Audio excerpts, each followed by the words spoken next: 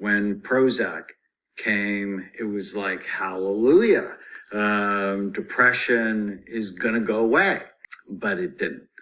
Depression since 1987 has gone up 400% in the United States.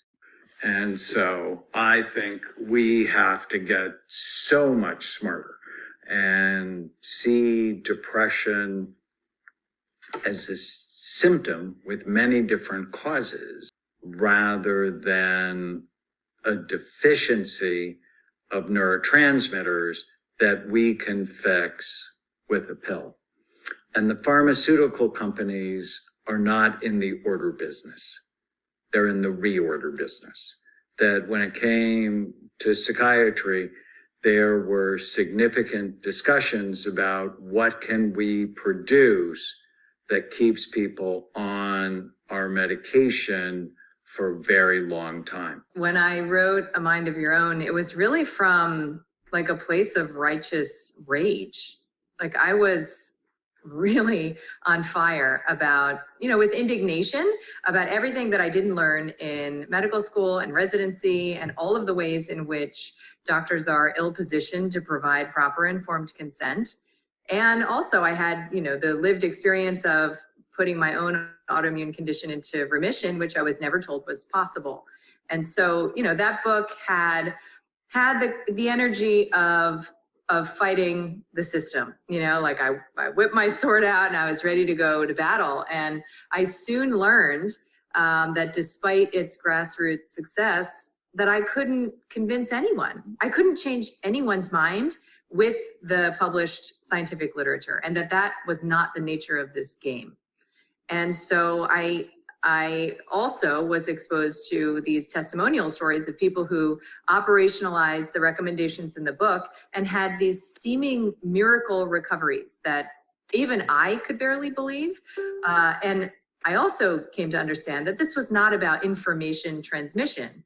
And then I was sort of, told over and over again that all that I really did was validate that nothing was wrong with these individuals. Like they were never sick to begin with. They were never broken. They were never damaged. And here they had some minimal guidance that took them on this path of personal reclamation and personal health authority that they were never told was possible, but only that they were told it was possible, it became possible. In my opinion, this is not anything I was ever trained to discuss with my patients in a true informed consent model. So we have that, and then we have to look at the efficacy, right? Do these meds actually work? Could those risks be worth it? And that evidence is really even more concerning because we have a body of evidence that suggests that these medications are no better than a placebo. So I very much believed that perfect health was only one prescription away, right? And just as soon as we have a little bit more science and, a bit of tweaking, of our current gold standard applications of medicine, we'll be able to help just about everyone. And so, it's really a violent departure, from that mindset to where I have come now. And in many ways, I think I needed to be so steeped in that consciousness to be able to really radically shed it. I find that I have more extreme beliefs in many ways around natural health and healing than many of my naturopathic colleagues, because I've really been inside and inhabited the mentality of a conventional physician sufficiently to know, its limitations and flaws at this point. So I read a book in 2010 that was recommended to me by a colleague, a psychotherapist, and she said, you prescribe a lot of these medications and I know you really believe in them. So what do you think of this book? And the book is called Anatomy of an Epidemic by Robert Whitaker, who's an investigative journalist. And I still remember literally crying on the subway when I finished that book because I watched the whole house of cards just fall in front of my face. I want to give you some alternatives, some things that are actually good for all forms of depression. Vitamin D levels do need to be checked. So in the End of Mental Illness, my new book, which I'm really excited about, I have a chapter called Mind Medicines versus Nutraceuticals. And in it, there's a section on, before you do medicine, consider doing these things. You have to prevent or treat the 11 major risk factors that steal your mind. And we know what they are. The mnemonic is bright mind, so B is for blood flow. Low blood flow is classically associated with depression, especially to the left front side of your brain if you're right-handed. And low activity here has been associated in imaging studies with depression. Now, it's way more complicated than that, but for example, people who do TMS, transcranial magnetic stimulation, typically for depression, they're stimulating the left front side of the brain with powerful magnets. And TMS can be very effective. I've been a fan of it for a very long time. You want to do whatever you can to increase blood flow. And exercise is the simplest thing to increase blood flow to your brain. The R is retirement and aging. When you stop learning, your brain starts dying. So new learning.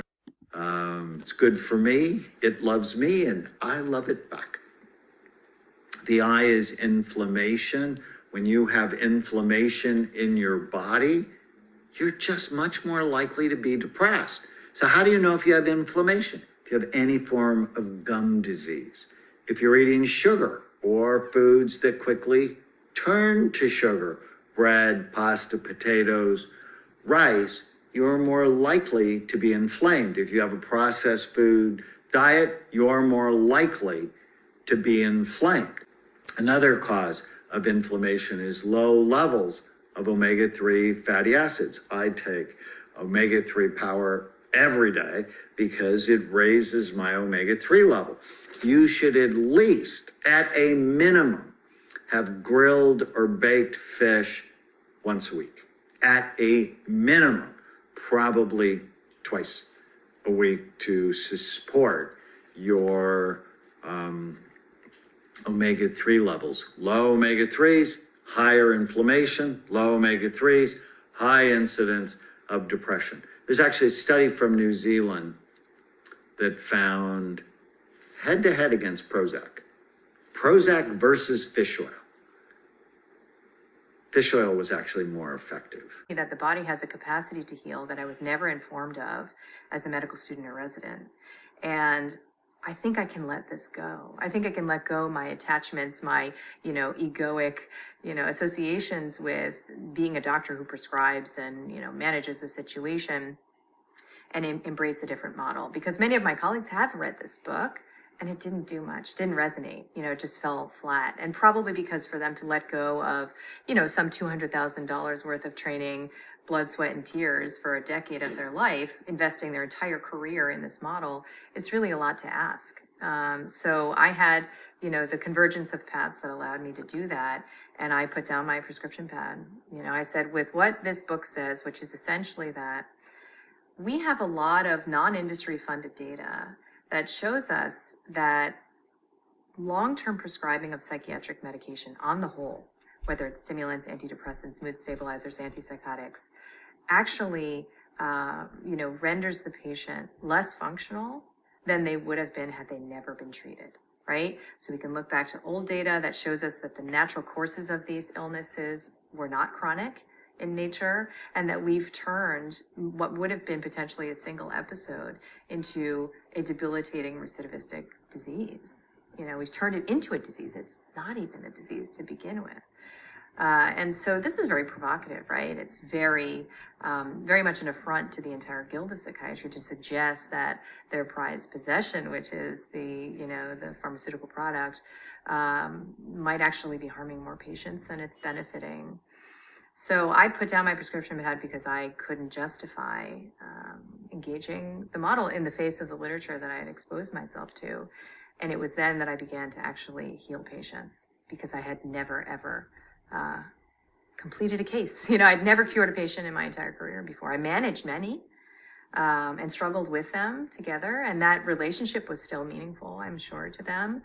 But the truth is that there was no real way out for them in that model. And today, my entire practice is predicated on, giving them back agency, giving them back control over their health so that they can do this on their own.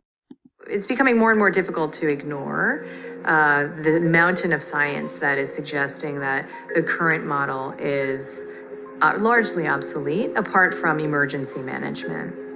And so what we have done is take emergency management and apply it to chronic care. And this is why half of Americans are taking prescriptions and still feeling unwell.